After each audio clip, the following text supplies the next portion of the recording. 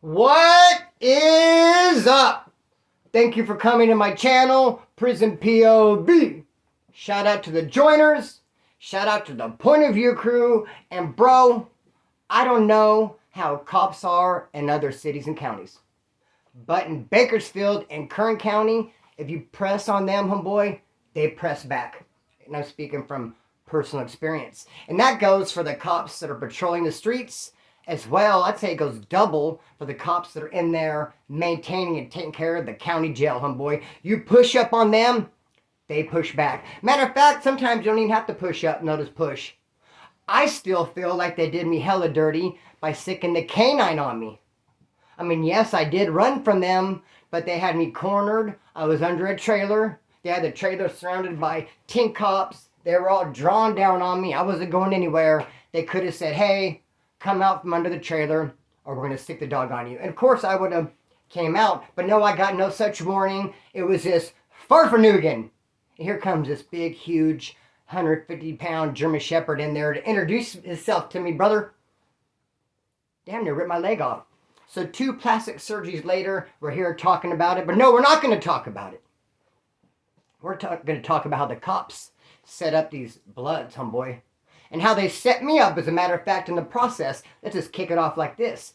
First, though, I should say that I did a video a couple of days ago saying I moved to Oklahoma. Some say I ran. Now, some people thought that was a current video and I was actually in Oklahoma. But no, just like 90% of my stories, I moved to Oklahoma years ago. It already happened. I've been back for a while now. But this video, I guess you could say, is almost a part 2 to that. Because when I got back from Oklahoma, me and my wife were at odds. Big time. We're having some serious complications. To the point where we were living in different residences and not even really speaking. But the one thing we were doing was fighting over the family car. We had one car and each of us had keys to it. And we would fight over it. And by fight over it, I mean steal it from each other. She'd come to my pad in the middle of the night and take it. I'd get up and be gone. I'd go to her pad in the middle of the night, take it. She'd get up and be gone. We went through that for a while. And hey, homeboy, just like normal program, I get up and the car's gone. And I'm mad about it. This time, though, I kind of have an idea where she's going to be because she told me she's going to have a job interview on this certain day.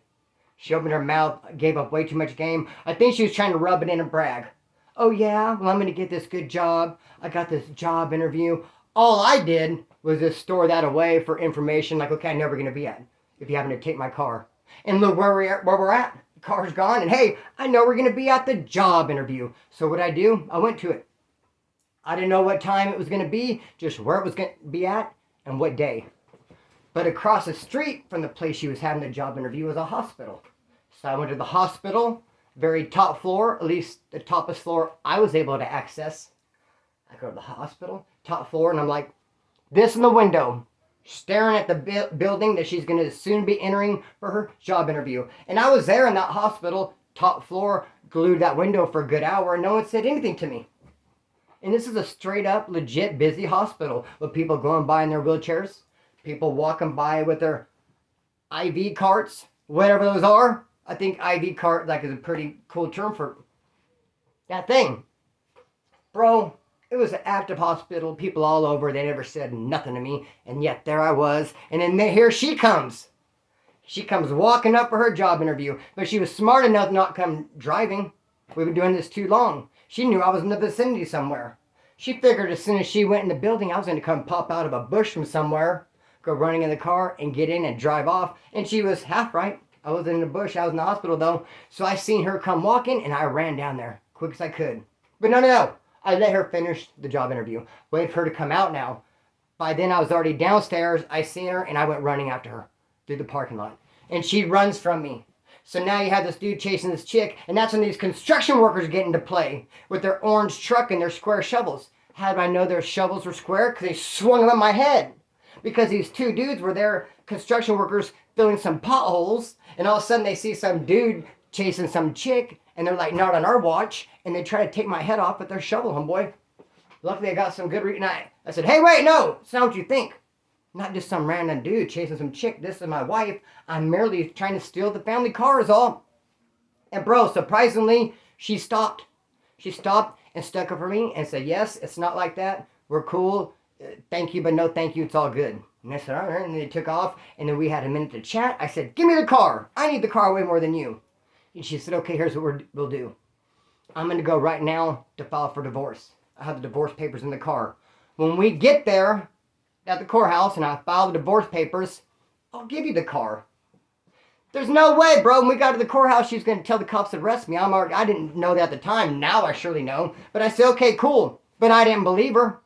Because my plan was, when we got to the courthouse, as soon as she got out of the car to go walking inside, I was going to get in the driver's seat and dip. The first opportunity, I'm an opportunist. First opportunity I could find myself with my foot on that gas pedal, I'm going to do it. I'm looking for a shot. So we drive down to the courthouse. No one is saying nothing in the car. Quiet as can be. We pull up right up front and we go walking in. And I flip and do a 180 real quick. Run to the car. She chases me. That's when somehow a bailiff come running out. He gets up in the mix. We're all scrambling around. Looks like an episode of Tom and Jerry when the cat and the mouse going nuts and there's dust balls going everywhere. Dude, we were rolling all over the car and all over the ground. It was a 3-man figure 8. It was nuts-a-rooski. The bailiff fell down, hit his arm in the door. I hit my head. Everything was crazy. Next thing you know, other cops are yanking me by my ankle. I'm getting the people's elbow. They whip my ass a little bit right there in the parking lot. Next thing you know, I'm in a holding cell. A holding cell. And they started treating me poorly from Jump Street. Put me by it took me 2 days to get a bed. Usually it takes like 16, 18 hours. They had me by myself, my boxers only, in a cell that was probably about 50 degrees, freezing cold. Didn't feed me. The phones were off. The lights are on. They just treated me poorly, homeboy. But then they broke out the icing on the cake. Here's what they really did. Here's how they really think they got me. They put me in a special cell. A cell with 6 bloods in it. And they just assumed that the bloods were just going to give me the blues. They just assumed that one white boy going up in a cell with these 6 bloods, that they were going to see me as someone invading their territory. They're going to see me as prey, and they're going to treat me poorly. It happens. I got a homeboy named Donnie. He's from an old school gang called Baker's Woods. He's known for biting this dude's nose off after he won the fight.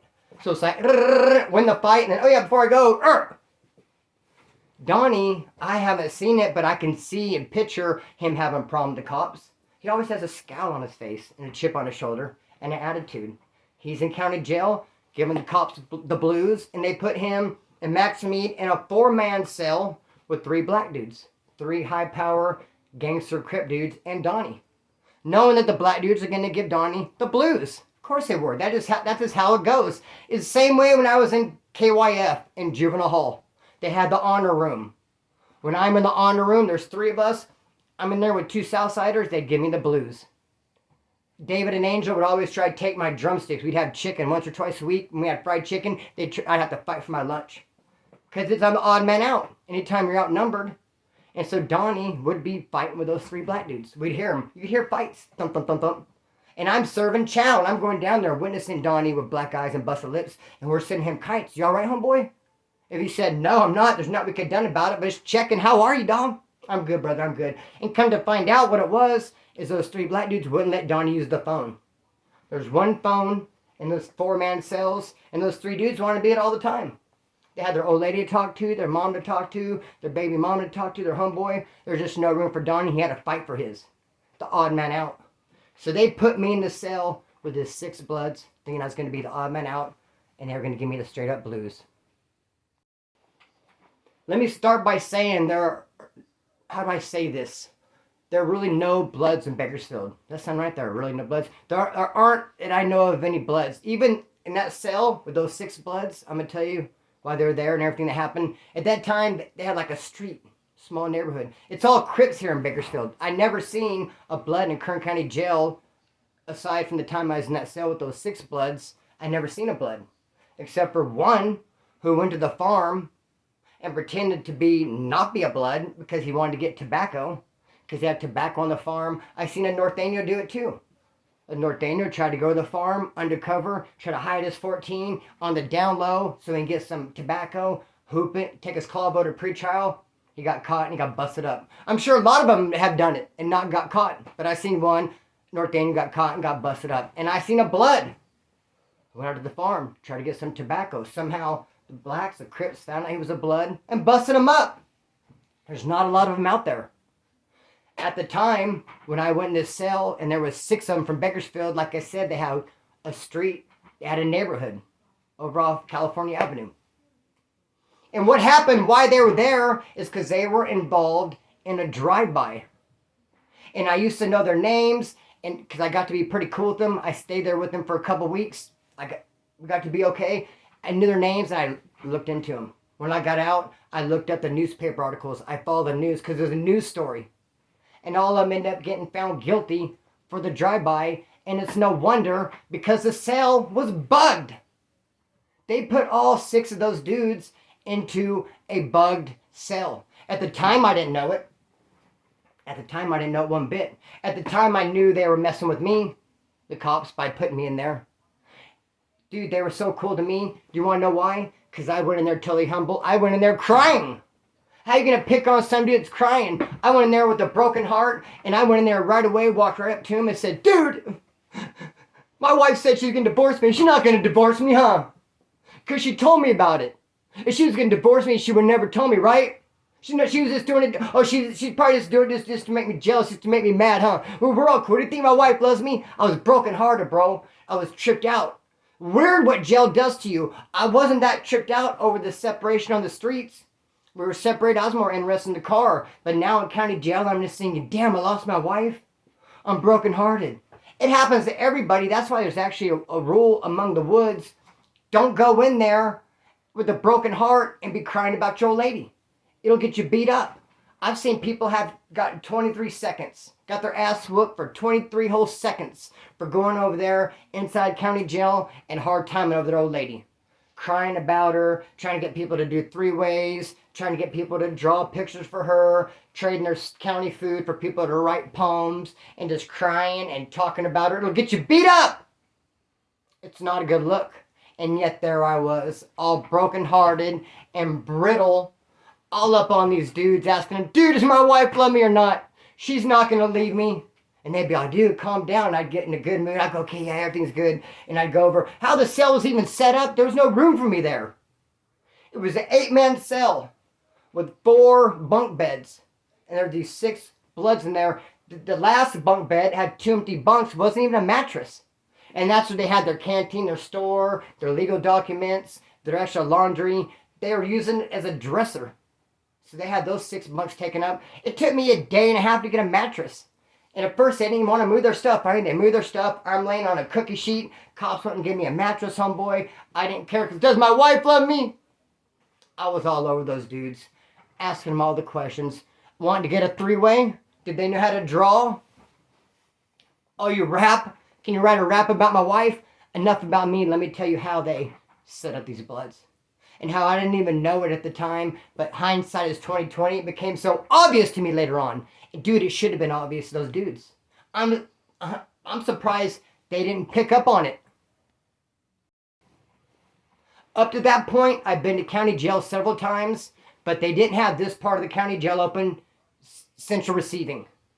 CRF, Central Receiving Facility. When I first started doing time, they just took you straight out to pretrial Laredo. Put you in pretrial, eventually the farm. They didn't even have max meat open. Now they opened up CRF. I hadn't even been there. This is one of the first times. But as I started to continually go there, I was like, oh no, something's wrong. Something's really, really wrong with that cell they put me in with those 6 bloods. Because every other time I went there, 20 times at least, 25, and I went to CRF, the cells are all identical. There are 2 rooms. The bar's open and you walk in and there's multiple tables. There's a shower. Don't forget that now. There's a shower. There's a phone, a toilet. A TV's on the outside of the bars. Then you walk through a little open, I'd say a door. It's a doorway. There's no door. A doorway, and here's where all the bunks are. There are 2 rooms. I've seen other variations of it. Different shapes and sizes, but it's always 2 rooms. The bed's here. The table's in the shower and all that here. This one, I went in with the 6 bloods, was just like a submarine.